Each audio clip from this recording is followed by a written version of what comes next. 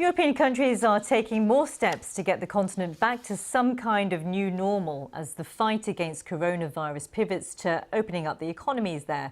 June the 15th has been labelled as European D-Day for tourism, with many countries starting to relax their borders to get the vital tourist season going.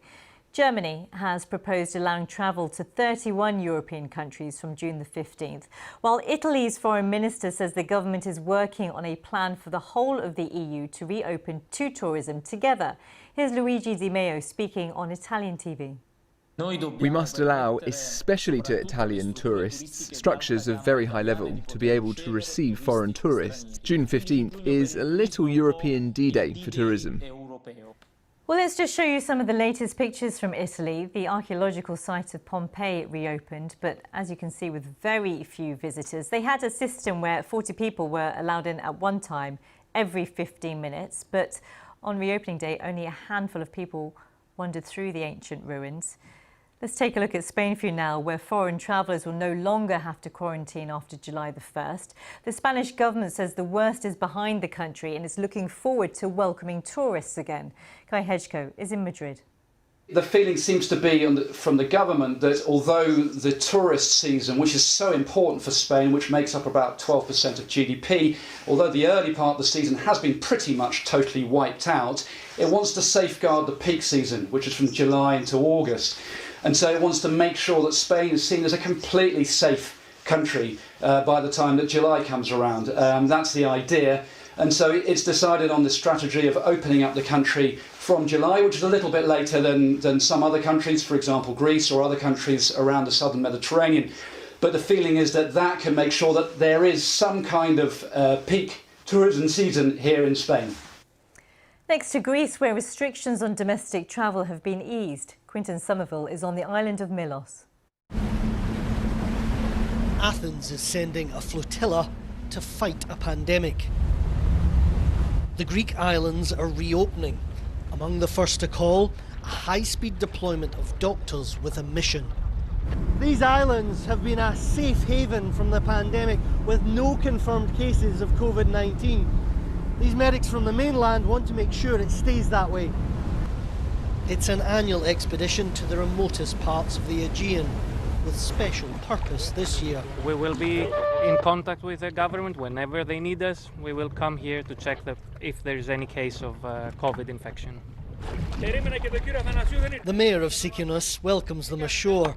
We're greeted with elbow bumps instead of handshakes. There are enough tests for whoever wants them. There are only 250 people on this island, and none of them have been tested for COVID-19 until today. The village was built on a hilltop to safeguard it from pirates, hoping its isolation continues to offer protection. Greece has had only 172 deaths from COVID-19 and is leaving lockdown faster than expected. Bars and restaurants have reopened for guests. Hilary and David Brown live here. We spend so much time here, we love it here. So even if there wasn't a pandemic and we were told to go home, we still would have chosen to stay here. It's safer. There's no pandemic in the Cyclades. Only, I think, 2 in Syros and 1 in Mykonos, and that's it. Father Theodoros leads the way. These tests are essential as Greece prepares to welcome back foreign tourists in the coming months. Today is the first day that everything comes back to normal, including restaurants and all the borders and ships, so we are concerned about everything being as planned and the best possible way. Greece is emerging from the pandemic earlier than others, not unscathed, but in better shape than most. Isolation is a way of life here, but so too is tourism. The health of the islanders depends on both. Quinton Somerville, BBC News, the Southern Aegean. Well, a lot of tourists planning to visit Europe during the summer will be heading to the same place, the beach. But have a look at this, filmed by a French environmental organisation in the Mediterranean Sea. Unfortunately, yeah, that's what you can see, the masks there and latex gloves on the seabed. The group's founder posted the footage online and warned it could be the start of a new type of pollution. In Barbados, borders remain shut, but the current daily curfew even from 8 p.m. to 5 a.m. will be lifted next week as the government looks to reopen the economy there. Barbados has reported only 92 cases of COVID-19 and 7 deaths, but the impact of the crisis on tourism has been massive.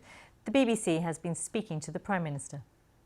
We are trying to balance lives and livelihoods like everywhere else. I listened to your reports earlier about Europe.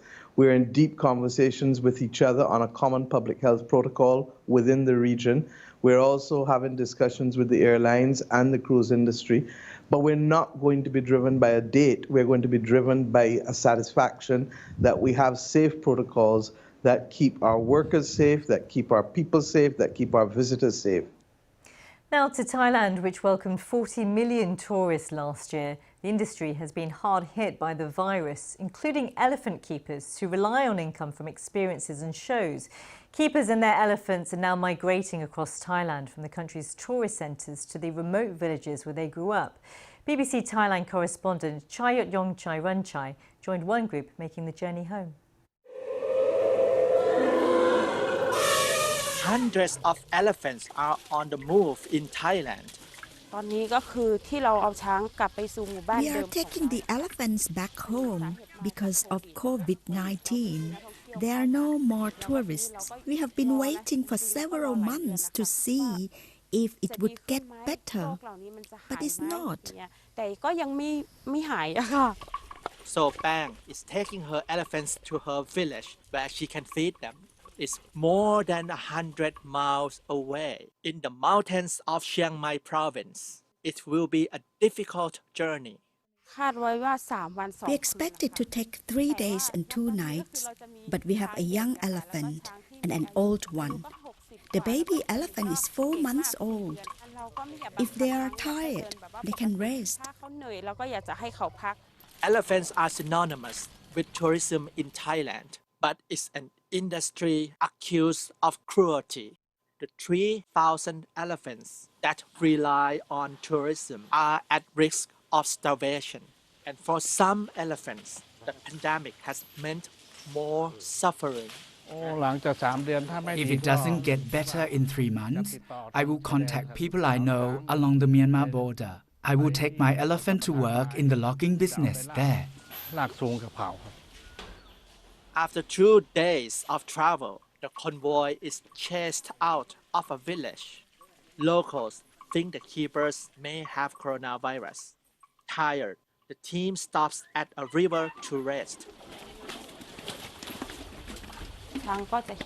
The elephants got very thirsty, and it seemed the little one had no energy to walk.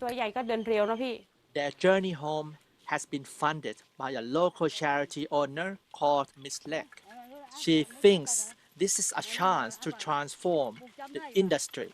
If there was no pandemic today, elephants would still be in the same state. Tourists would be swarming here in Thailand. But after COVID-19, we will think, and tourists will have time to think too. After 3 days traveling, the keepers and their elephants have arrived safely. And they are having buffet right now that the villagers prepare for them to welcome them home. I felt relieved. My elephants were not fainting. No one died on the way. But Bang's arrival is only the beginning of a longer struggle. We didn't expect to become rich, just not to have debts, or just to be able to support our family.